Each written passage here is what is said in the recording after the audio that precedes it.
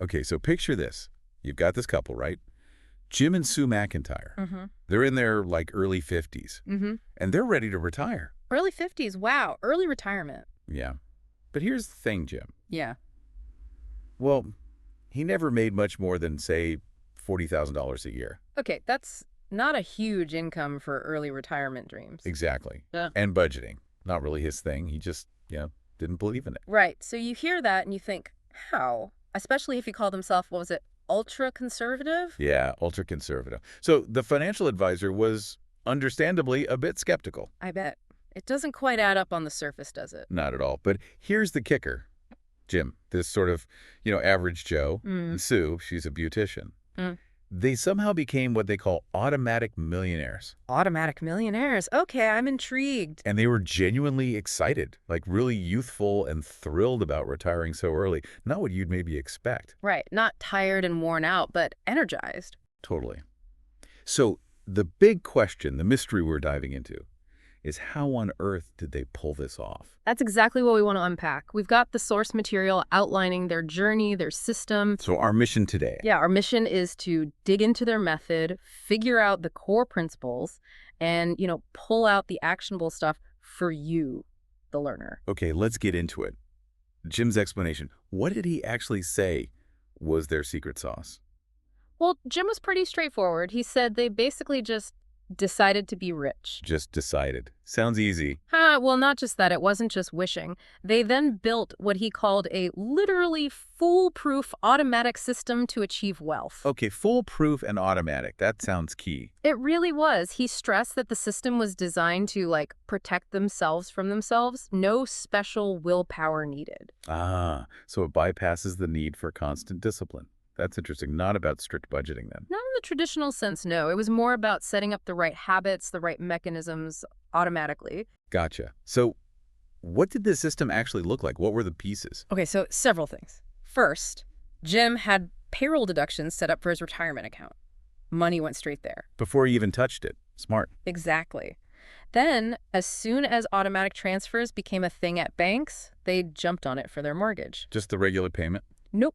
Regular payment plus extra. Automatically transferred every month. Accelerated the payoff without them thinking about it. Okay, that makes sense. Removes the temptation. Totally. And they did the same for investments. Systematic deductions from both their incomes going straight into mutual funds. Both incomes. Okay. And even their tithing, their charitable giving, was automated. Wow, they really automated everything. Pretty much. It seems like the main benefit was removing the need to constantly make those good financial decisions. The system just did it. Made the right choice the easy choice. Exactly. And what's really striking, Jim mentioned they started small, like less than $50 a month automatically deducted from his paycheck at first. $50. That's it. Yeah.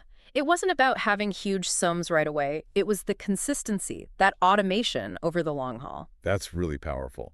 Shows you don't need to be rich to start building wealth. Absolutely. And Sue's take really backs this up. She said their success wasn't, remarkable or needing special genius. Anyone could do it. That was her point. Anyone who decides early on they want to be rich, or at least financially secure, and then builds that automatic system. She had this great twist on the Nike slogan. Oh, yeah. She said, just do it once. Huh. I like that. Set it up once and let it run. That's the idea. Make that initial decision, set up the automation, and then the system handles it. And Jim pointed out how much easier this is now with technology, right? Definitely. He said when they started, it was newer, maybe a bit clunky, but now their daughter Lucy set up her whole automatic system in under half an hour. Wow.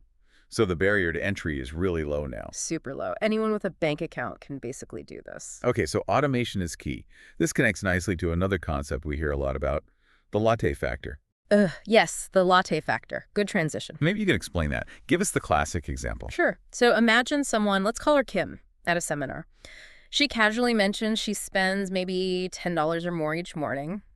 Latte, muffin, the usual. Yeah, sounds familiar. A daily ritual for many. Right. Seems small, insignificant even. But the core idea of the latte factor is how these tiny, everyday expenses really, really add up over time. Okay, break down the math for us. Let's say Kim saves just $5 of that $10 a day, skips the muffin, maybe makes coffee at home sometimes. $5 a day. Okay. That's $150 a month. Almost $2,000 a year right there. Okay, yeah, I see that. But here's where it gets wild. If she invested that $5 a day, and let's assume, hypothetically, a 10% annual return, kind of the historical stock market average, Yeah. by the time she had 65, that simple $5 a day could grow to nearly, wait for it, $1.2 million. Be that here. $1.2 million from $5 a day. That's the power of compounding over decades. It turns that seemingly small daily spend into a potentially massive future cost. That totally reframes that morning coffee run, doesn't it? It really does. And it gets even crazier if her company matches retirement contributions. Oh, yeah, the 401k match. Right. If her company matched, say, 50% of that $5 a day going into her 401k, her total could potentially reach over $1.7 million by 65. So that latte and muffin habit was potentially costing her close to $2 million. That was the aha moment for Kim, yeah. Nearly $2 million down the drain, potentially. Wow, okay. So this leads to the latte factor challenge. Exactly. Which is really just tracking your daily spending, all of it. Especially the small stuff you don't think about. Find those little leaks. Seems simple, but you said it can be life-changing. Why? It's the awareness, seeing exactly where the money goes, those unconscious habits. It's a huge motivator to change things. It brings it all out into the open. Makes sense. And there's latte factor math to help quantify it. Yeah, basically you figure out your daily latte factor, whatever that small regular spend is for you, multiply it out monthly, annually, then project its potential growth if invested over 10, 20, 30, 40 years. Is there an easy way to do that? Yep, there's an online calculator I mentioned, finishrich.com, that helps you run those numbers. Useful. Now, I can already hear the yeah buts coming. Yeah. People might think, okay, but saving pennies won't make me rich. What are the common pushbacks? Oh, yeah, you hear them all the time. You can't really earn 10%. Inflation will just eat it up. You need loads of money to start investing. Or the classic, but I don't waste any money. Right. What's the counter? Well, historically, 10% has been achievable long-term in the market. Inflation is real, but having some savings growing is way better than none. And tons of platforms now let you start investing automatically with really small amounts. As for not wasting money, tracking usually reveals otherwise for most people. That tracking step is key then. And this whole latte factor idea really hammers home the importance of starting early, doesn't it? There's that chart comparing Billy, Susan, and Kim. Oh, that's a great illustration. So Billy starts investing $3,000 a year at 15. Susan starts at 19. Kim waits until 27. All get that hypothetical 10% return. And the difference is huge, right? Even though Kim invests for longer. Massively different. Billy ends up way ahead of Susan, who's way ahead of Kim. And the crazy part, Yeah. Billy actually invested less total money out of pocket than Kim did, about $102,000 less. But he ends up with more. Yep, over $290,000 more by age 65, just because he started earlier. Time and compounding are just incredibly powerful. It's maybe the biggest factor. Start early, even if it's small. Got it. Okay, so we've got automation, we've got the power of small savings. Let's talk pay yourself first. What's the core idea there? Simply put, when money comes in, the very first person who gets paid is you. Your future self, that is. Your savings, your investments. But that's not usually how it works, is it? The government gets paid first through taxes. Right, taxes come out, then bills, rent or mortgage, groceries. And maybe there's something left to save. Pay yourself first. Flips that script entirely. And that wasn't always the way with taxes, right? Direct withholding is relatively recent. Yeah, the sources mentioned it started in the U.S. around 1943. Before that, you got your full pay first, which kind of makes you think. How many hours a day are you actually working for your financial future? Oof. That's a confronting thought. Most of my day probably goes to paying others. Exactly. So the simple idea is start today.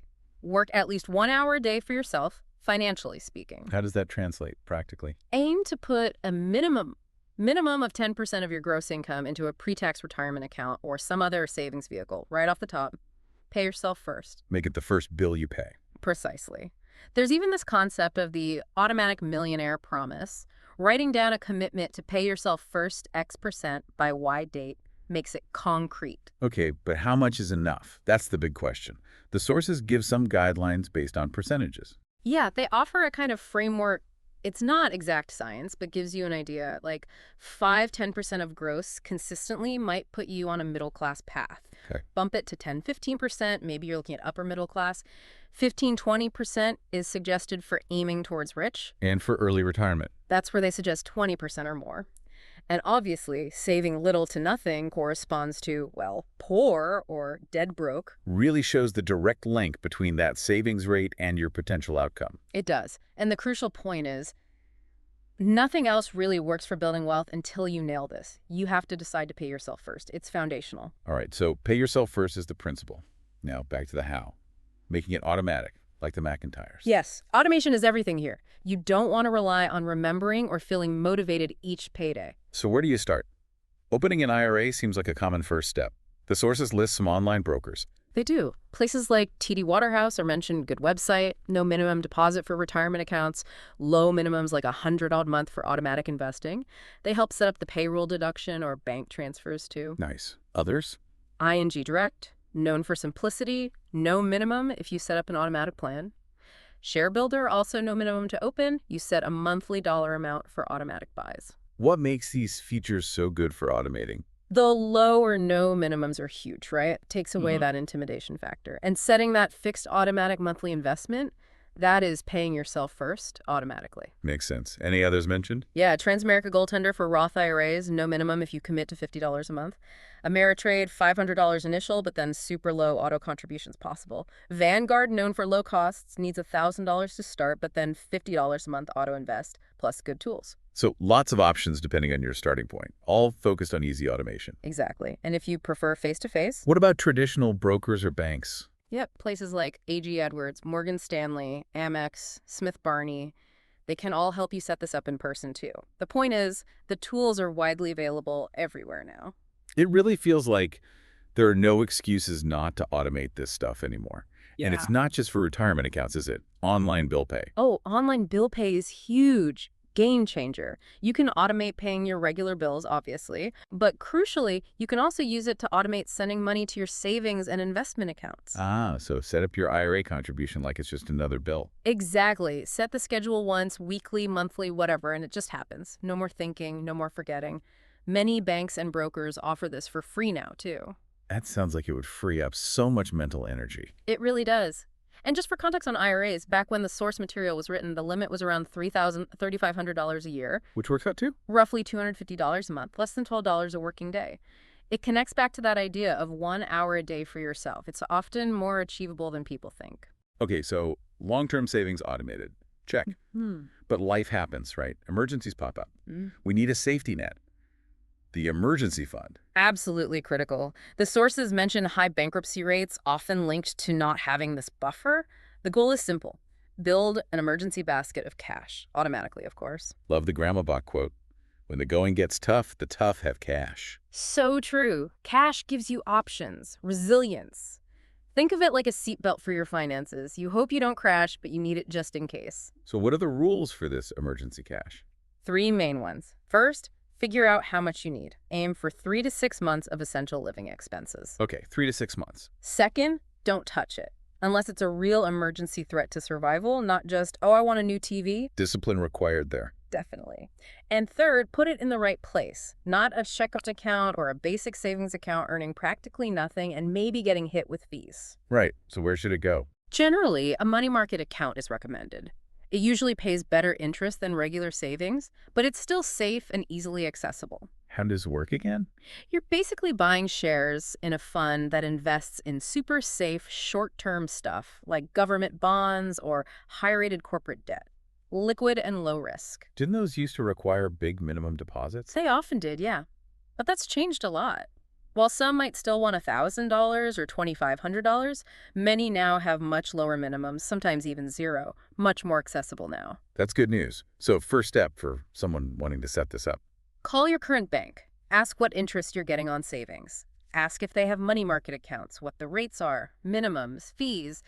Then shop around. Compare with other banks or online options. And what should you look for when comparing? Key features. Interest rate, obviously. Is it FDIC insured? What's the minimum deposit? And fees, monthly fees, ATM fees, check fees, low balance fees. Get the full picture. The sources list some specific places. Yeah, gives a range. ING Direct, now Capital One, $360 with no minimum. Edward Jones at $250. E-Trade Bank, $1,000. Fidelity, $2,500. Vanguard, $3,000. Schwab higher at $10,000. Shows there are options at different levels. Definitely. But what if even the lower minimums feel like too much at the start? Good question. Ask about money market funds that allow systematic investments. You can often start one with just $100 a month, maybe less, via automatic transfers. Might not have checks or ATM, but it gets the fund growing. A way to bypass the initial lump sum. Smart. Okay, so you've picked the account. How do you automate building the fund itself? Two main ways. Best is direct deposit from your employer if they allow splitting your paycheck. A set amount goes straight to the money market account each payday. Okay, or if that's not possible. Set up an automatic transfer from your checking account to the money market account. You can usually do this online through either bank. Schedule it and forget it. Like clockwork. Yep. There's also an option mentioned for automating savings bond purchases via Treasury Direct, the Easy Saver plan, another automatic route. So, same principles, retirement savings. Automate it. Make building that safety net effortless. Exactly. Once you have long-term savings and emergency savings building automatically, you're in a much stronger position. Which leads us to another big goal: debt-free homeownership. Yes, the American dream for many. The sources have that saying, landlords get rich and renters stay poor. Is owning really that much better financially? Well, think long-term. Rent for 30 years, you spend maybe hundreds of thousands and own nothing at the end. Put that same money towards a mortgage. Eventually, you own a potentially valuable asset outright. Like the McIntyres did. Right. They bought young, paid extra, paid it off early, even got rental properties. Real estate was key to their early retirement. So step one is just buy a home. It's listed as one of the 3 key steps to becoming a millionaire in the sources. Yeah. Pay yourself first, make it automatic, and buy a home and pay it off early. Why is homeownership considered such a good investment? Several reasons are given. It forces you to save via mortgage payments. Homes can appreciate. It's an inflation hedge, big tax breaks on mortgage interest, pride of ownership, and historically, it's been a solid long-term investment. But that down payment, it's the biggest hurdle, isn't it? Still need 20% down. That's the myth. It definitely helps, but it's often not required anymore. There are tons of programs, government lenders that help first-time buyers get in with much less down. 95%, 97%, sometimes even 100% financing is possible. Really? So you don't have to save for years and years for a huge down payment. Not necessarily. It makes homeownership accessible sooner for many, though less down means other factors like private mortgage insurance, but it gets you in the game. And there's actual money available to help. Billions, the sources say. Yeah, various government initiatives and programs aim to boost homeownership. You just need to know where to look. Where should people look for help? Websites are key. hutch.eard.gov, Housing and Urban Development, and csha.org for state housing finance agencies. They have local programs. Fannie Mae and Freddie Mac websites like homepath.com, homesteps.com, they all have info, resources, low down payment options. Lots of resources to tap into. Any specific loan types to look for? FHA loans are mentioned, low down payments, flexible. VA loans for veterans, often 0 down.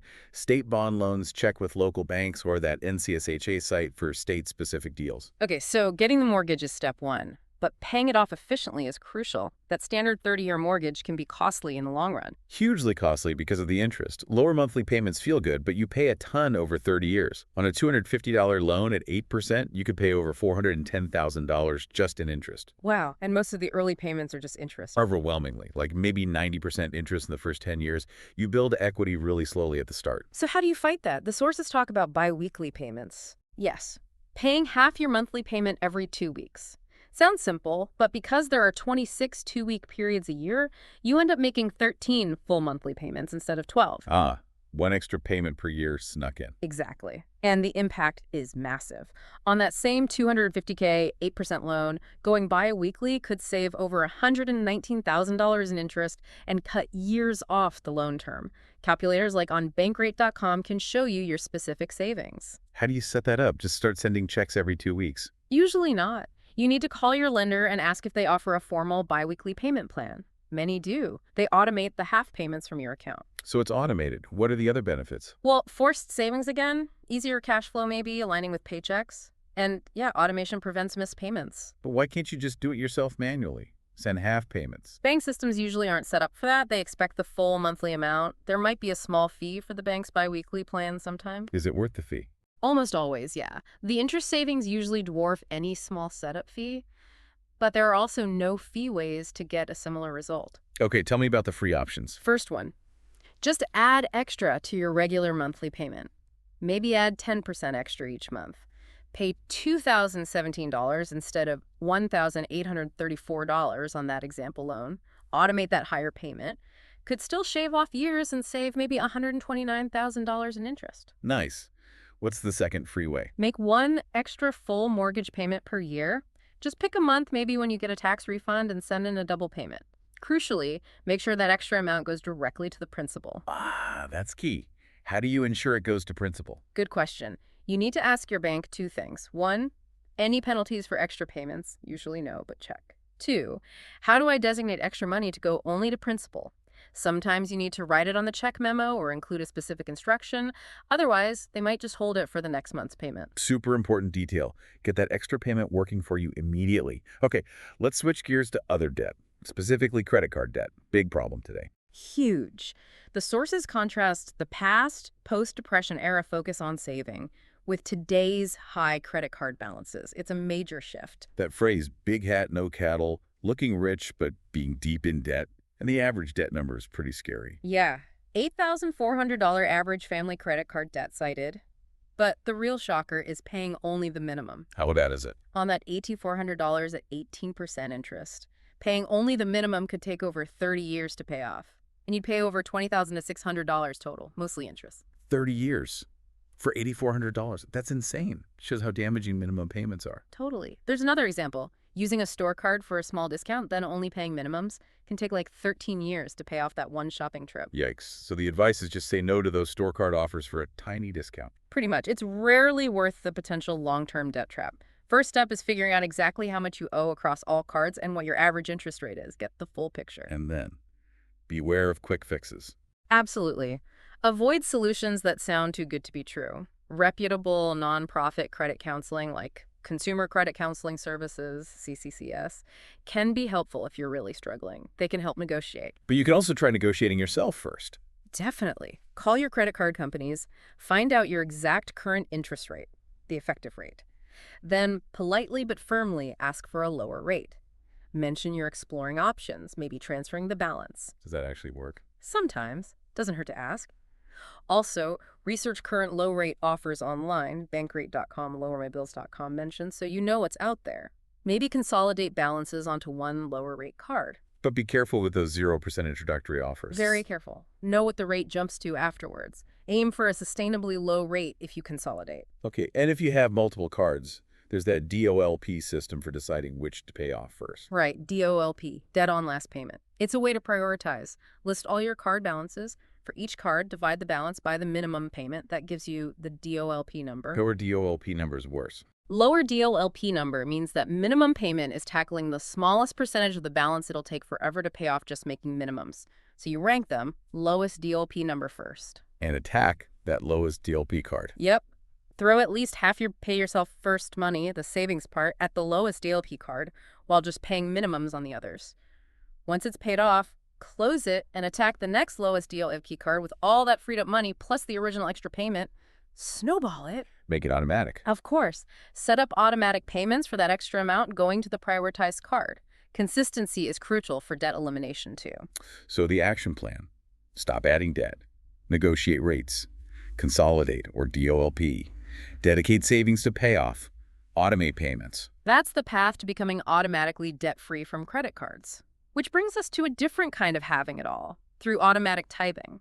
Shifting gears here, tithing for fulfillment, not just accumulation.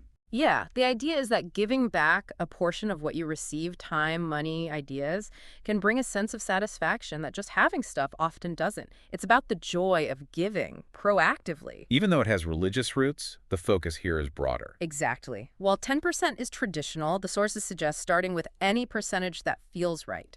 Consistency is the key, not the amount.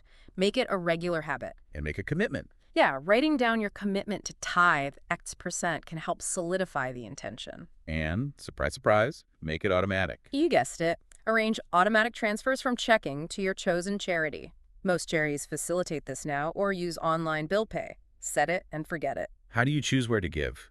Important to know the money is used well. Very important. Research charities. Look for ones where at least 75% of funds go to actual programs, not just overhead. Websites like justgive.org, give.org, BBB Wise Giving Alliance, GuideStar.org can help you check charities out. The IRS site lists qualified organizations, too. Good resources. And donations are usually tax deductible. Generally, yes, for qualified charities up to certain income limits. Though if you get something back, like dinner tickets, only the amount above the benefits value is deductible. What about donor-advised funds? Those are like special investment accounts for charity. You donate assets, get a tax deduction now, the money grows tax-free, and you recommend grants to charities later. Gives you flexibility. Schwab and T. Rowe Price are mentioned as offering these. Interesting. And the final point was that some very wealthy people, like Sir John Templeton, tithed before they were rich. Yeah, Templeton apparently tithed even when earning very little, while also paying himself first 50%. It suggests maybe a mindset of generosity can coexist with or even contribute to building wealth, a different perspective. Wow. Okay, we have covered a ton of ground. From the McIntyre's surprising story to automation, the latte factor, paying yourself first, emergency funds, home ownership, debt freedom, and tithing. It really all comes back to that core idea. Decide what you want financially, set up automatic systems to get you there, and then let the systems do the heavy lifting. Protect yourself from your own inertia or lack of willpower. So for you, our listener, hopefully something in here really clicked. Maybe the McIntyre's story makes it feel possible. Maybe the latte factor math was an eye-opener. The key now is that first step. Maybe track your spending for just one day, like we discussed, or finally open that retirement account. Or just automate one thing this week, a savings transfer, a bill payment.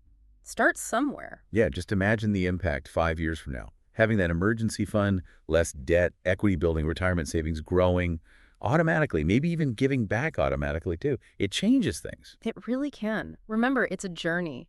Automation makes it a much smoother, more reliable one. Consistency beats intensity over the long run. And seriously, the fact that you're listening, engaging with this, that says a lot. You've got what it takes to make positive changes. Absolutely. If you want to share your own experiences or have questions as you implement these ideas, that email address was mentioned. success@finishrich.com. Great stuff. Well, Well, until our next deep dive, keep automating, keep learning, and take care.